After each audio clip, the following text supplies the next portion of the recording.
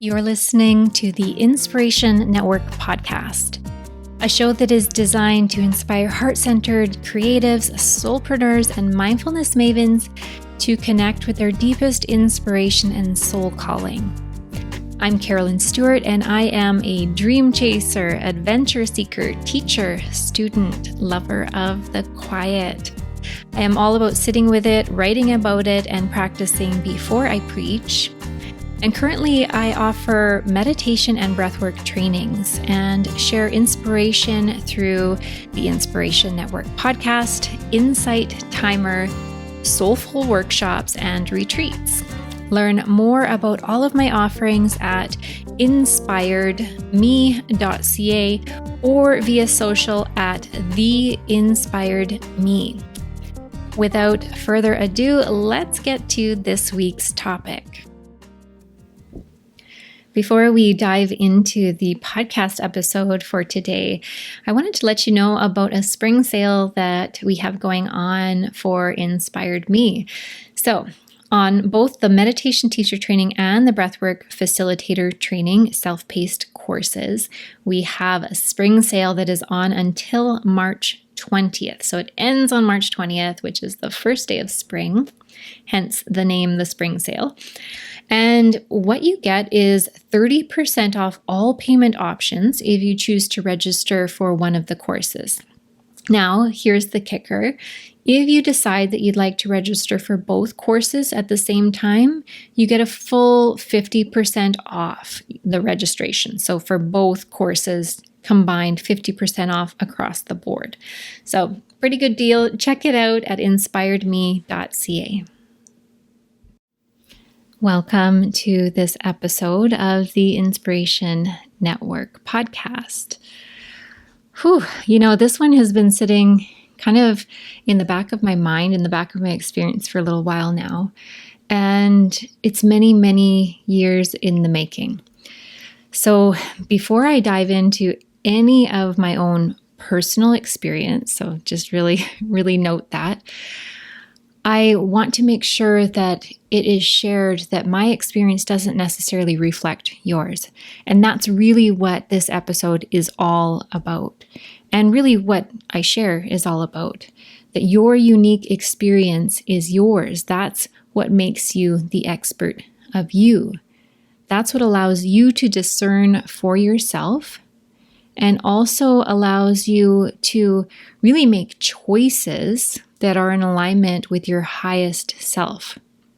So please know that. So I'm not making suggestions at this point, nor am I claiming that the way that I have experienced this is how you would necessarily experience it. So just getting that little disclaimer out of the way. Now, when I was considering how to start this, I did think about saying, I'm not a medical professional and kind of go down that road.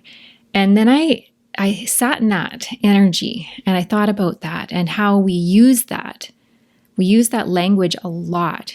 I'm not a medical professional, so please don't take my advice. Consult your medical professional.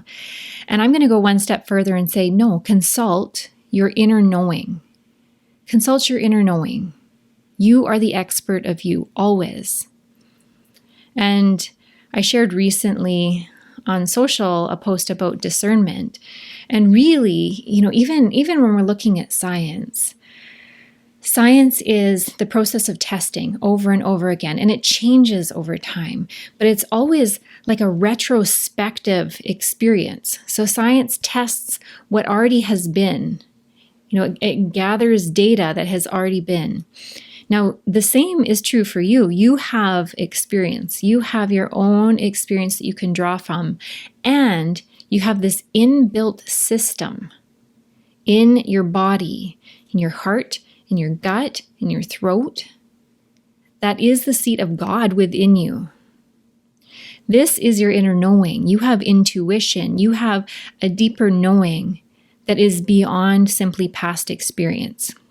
So I really want to honor that and say that that is what I needed to start to draw on in order for what I'm about to share to really start to take effect in my life. Okay, so let's dive into this. So for most of my life, most of my adult life, I was some form of vegetarian. So whether that was full-on vegan, like no milk, no dairy products, nothing from any sort of animals whatsoever, or sometimes, pesco vegetarian. So lacto ovo pesco would be milk, eggs, and fish. And then at other times, I was just kind of a combination of a little bit of meat and maybe not often, but every once in a while.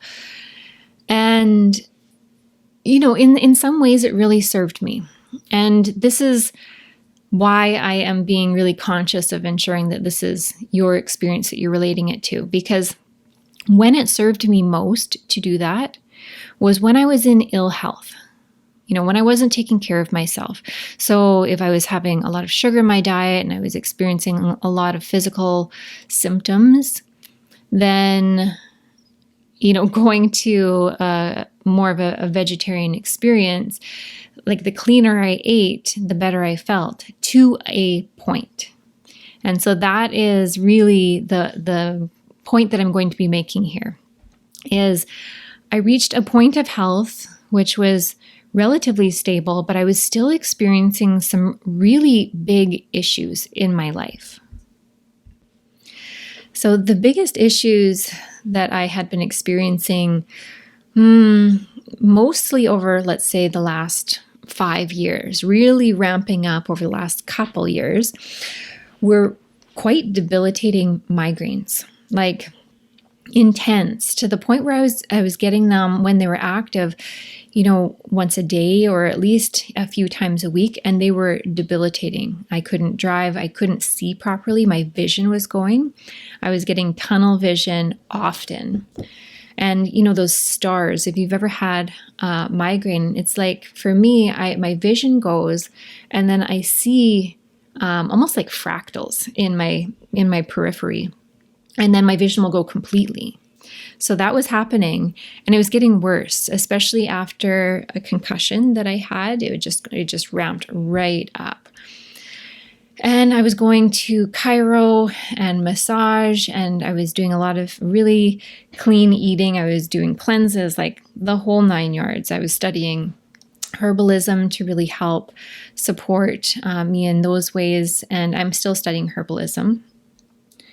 And it wasn't working, and my energy was just tanked. So I would have these like huge peaks and valleys in my day of, when I was eating, like I'd have a smoothie for breakfast, and it was delicious, and I'd feel really good for about half an hour, and then I would crash. And then I would want to snack throughout the day. So almost all day I was snacking, just to kind of keep my energy at, like, my blood sugars at a baseline. And I was finding that those blood sugar spikes and then drops were getting out of hand, and it was affecting my mood a lot, and also my experience of anxiety. So that's really important. That's another really important thing to note. And then another big health thing that was going on for me, and has been going on for me since I was a teenager, I have experienced trigeminal arrhythmia, which is like when it's active, it's every third beat gets missed. So for most people, their heart is dun dun dun dun dun dun. Mine would be dun dun dun dun, and then a pause before it continues. And it's not a comfortable feeling. It's like a hollowness that's in your chest, and it kind of causes you to catch your breath and creates dizziness. It's a whole thing. So needless to say, these things were actually ramping up and getting bigger and bigger. And same with my experience of anxiety, when I had really dealt with that in a lot of ways. And I was noticing, the foods that I ate and how they were affecting me. And I've always been a proponent of trying things, exploring, testing, and just noticing how you feel. But what I didn't account for was how strong the narrative was in my experience, and how I was using that narrative to keep me stuck in a pattern. I was kept stuck in this pattern until, I had a huge wake-up call just a couple of months ago. And that wake-up call was seeing a woman who is now my mentor. She is a medical intuitive. She also does human design. She has, I don't even know where to start with, her life experience and also her professional experience.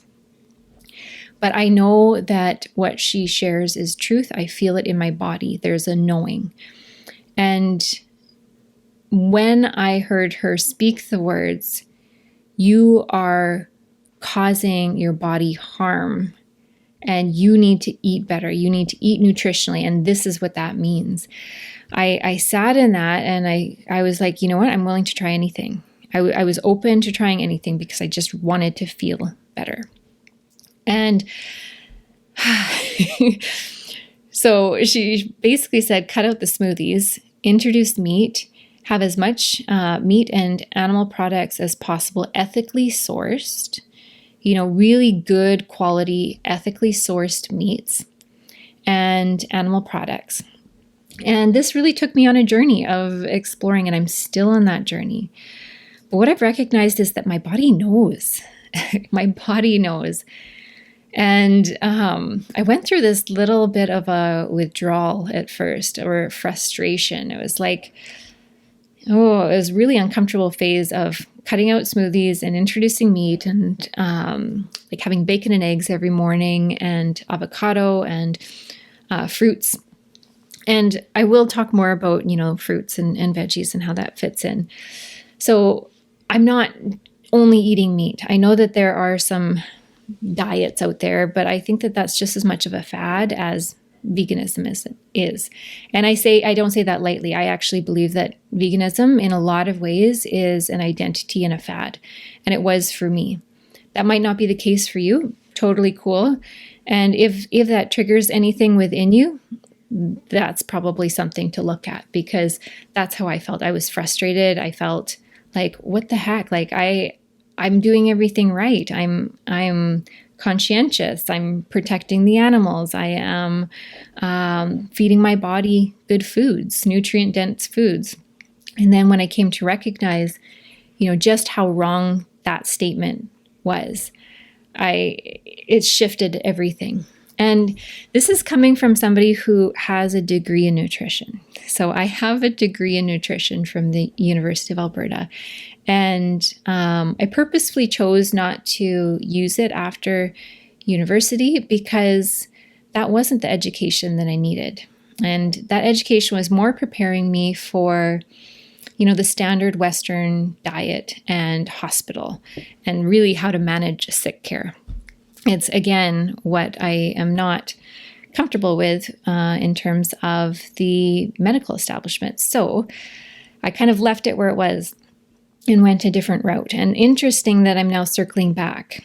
And one of the things that came up really strongly in my session with my mentor was that this path of nutrition and healing through food is really strong in my nature.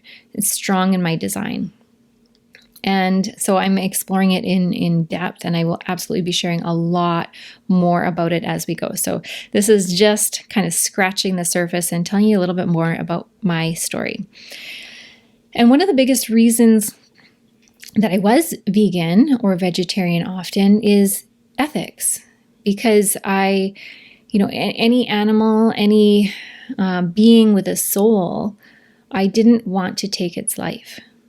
And I had to really sit in my soul and connect in with what that means and what that's meant for my ancestors and for thousands of years, how people lived and why they lived that way. And what I came to recognize is that really the ethics for me weren't about consuming meat. It was about how I did it. I wasn't doing it conscientiously if I did it.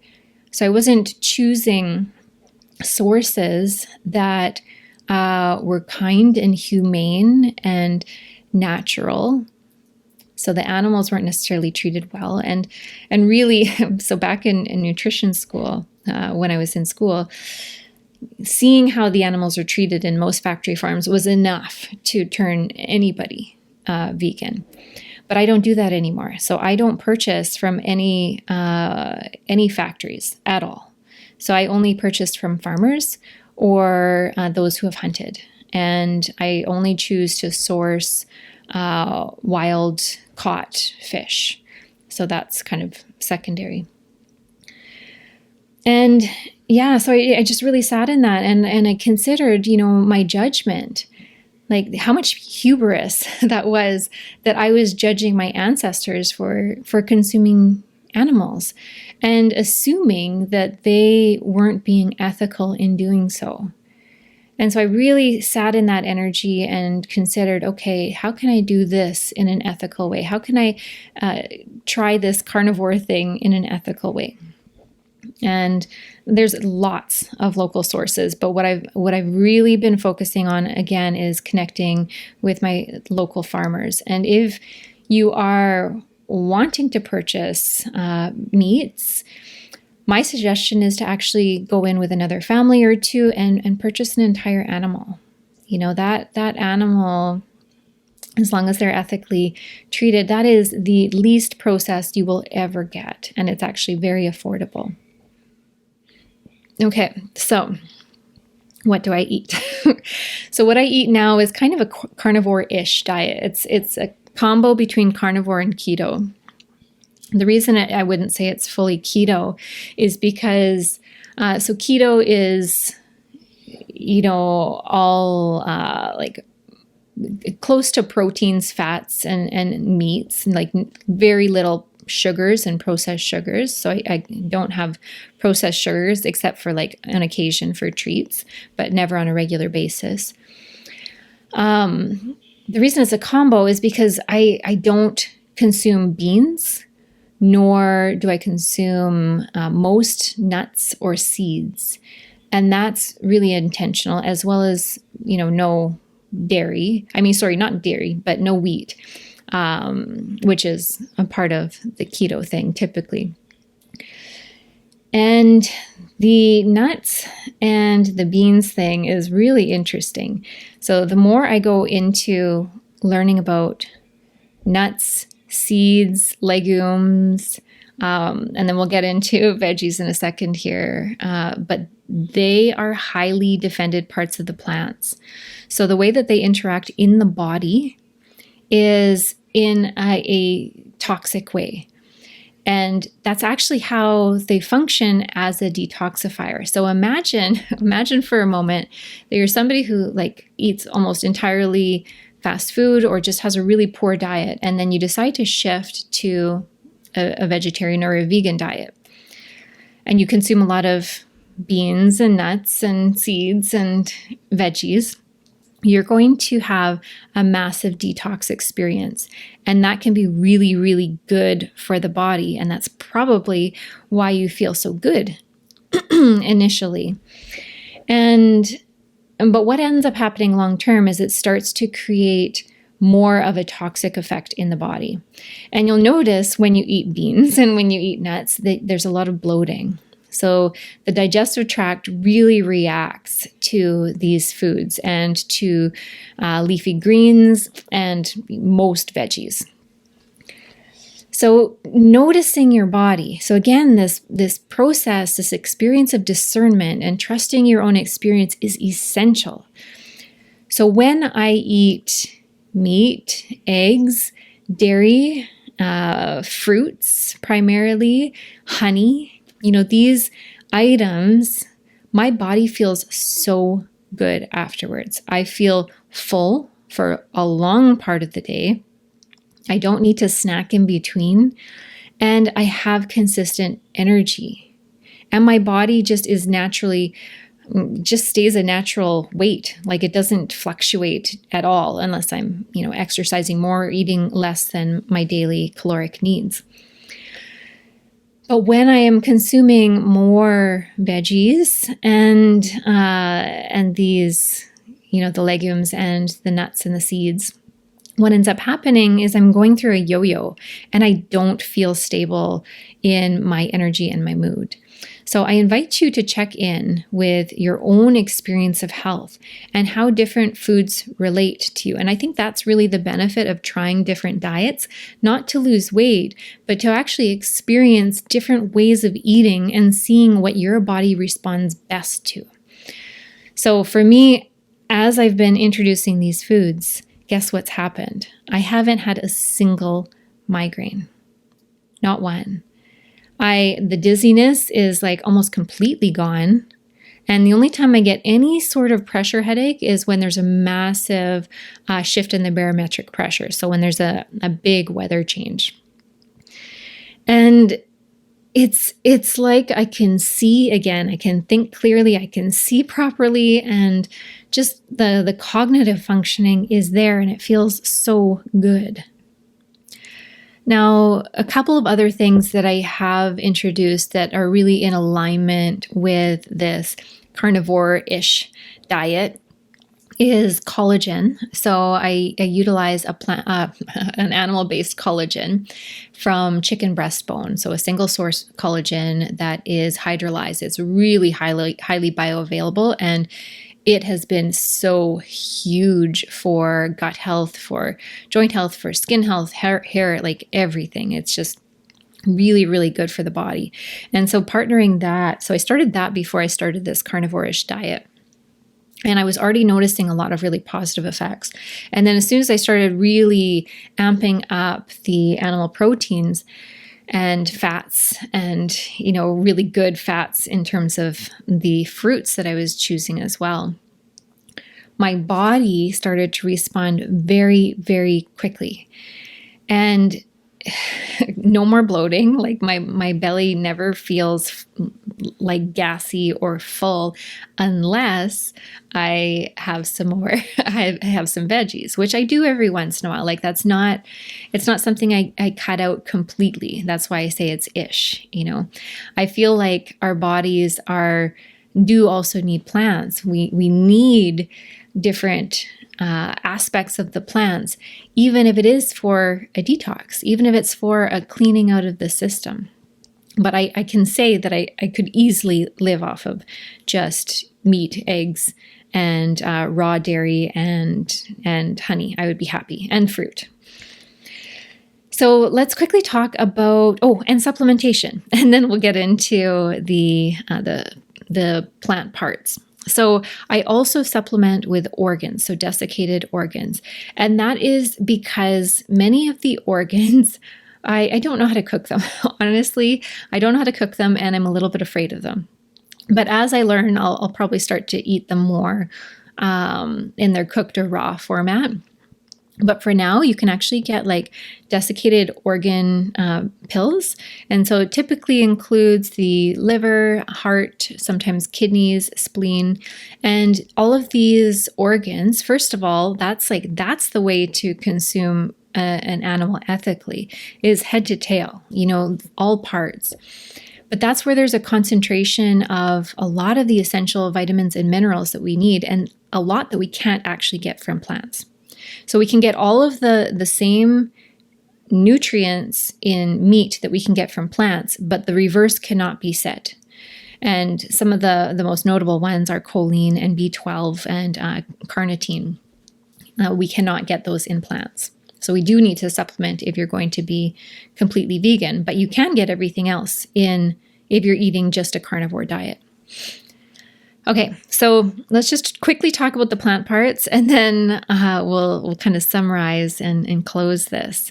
So I hope that this is giving you at least something to think about. This is, again, it's all about your own personal experience and what feels true to you.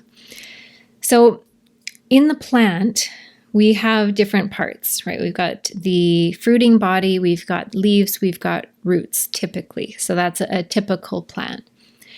Now, the parts of the plants that really aren't designed to be eaten except by ruminants, so, cows can really digest differently than humans can.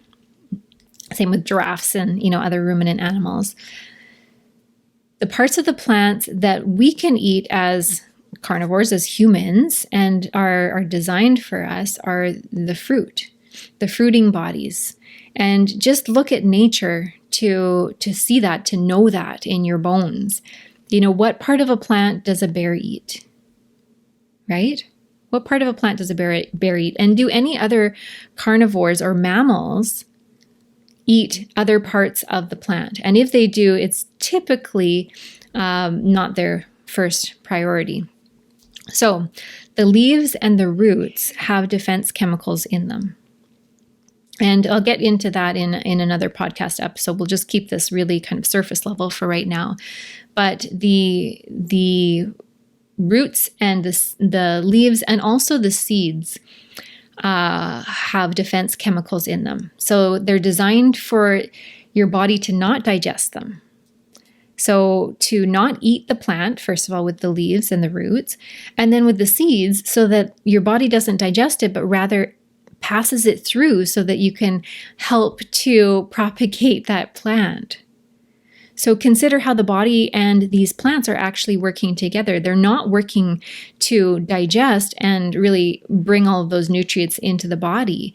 No, they're actually causing either a detox effect or sometimes a poisonous effect with some plants. Or they are just looking for a carrier. They're just looking for somebody to take some seeds to another place. And again, typically those seeds are in the fruiting part of the plant. So that is kind of an overview of the reasons why plants can cause issue in the body. And again, I'm not going to get into a lot of depth here with this. Today's podcast episode was all about sharing my personal experience, because that is what matters most to me, is my personal experience and honoring your personal experience. So please know that if this is something that you are curious about, there are so many resources out there, and this isn't something I'm looking to just take on as an identity again, just like with veganism. So I am looking to do this as a human experiment, as an experiment of Carolyn. This is all about being sovereign in my health, about choosing health as a way of life and feeling the best that I possibly can. And then as I pick things up and as I know something in my body, as I know it, I will share it. And that will often come across as support in some way. So whether I'm offering a podcast like this or sharing something on social, my aim is always to help you think, is to help you bring information in and use that as nourishment, to bring it into your experience and stimulate curiosity and determine for yourself whether or not it is right for you.